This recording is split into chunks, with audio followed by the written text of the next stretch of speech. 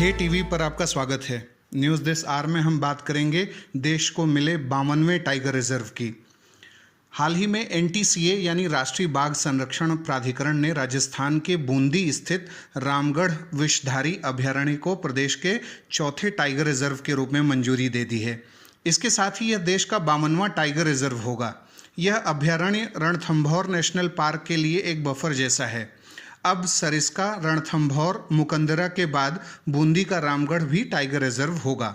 बाघों के प्रजनन पर ध्यान दिए जाने के कारण राजस्थान देश में 100 से ज़्यादा बाघों वाला नवा राज्य बन गया है और यहाँ बाघों की संख्या 102 हो गई है।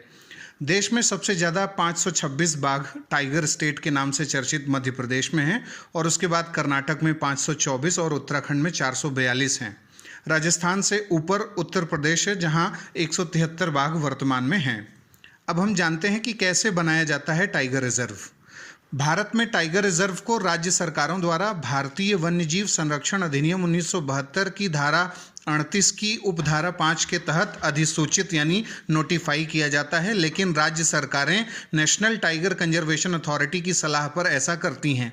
सबसे पहले किसी एरिया को टाइगर रिजर्व घोषित करने के लिए राज्यों से प्रस्ताव लिए जाते हैं और फिर एनटीसीए अपनी सैद्धांतिक मंजूरी की सूचना देता है।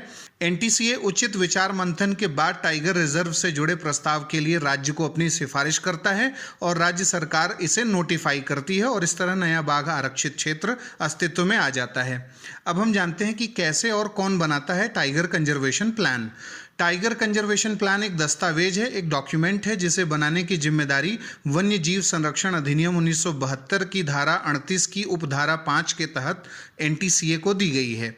प्रत्येक टाइगर रिजर्व के लिए ऐसा प्लान बनाया जाता है जिसके मुख्य घटक होते हैं कोर प्लान, बफर प्लान और एडजॉइनिंग एरिया जिसे हम कॉरिडोर प्लान भी कहते हैं। अब बारी है आज के सवाल की। अभी हाल ही में भारत में 52वां टाइगर रिजर्व घोषित किया गया है। 51वां टाइगर रिजर्व जो कुछ समय पहले घोषित किया गया था वो निम्नांकित में से कौन सा है?